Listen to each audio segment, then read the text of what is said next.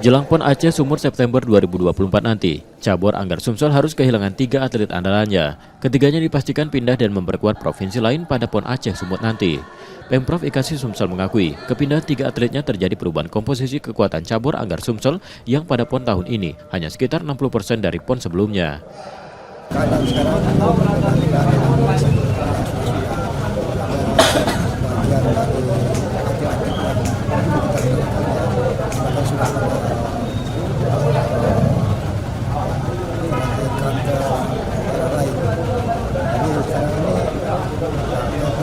dibandingkan dengan kekuatan dulu,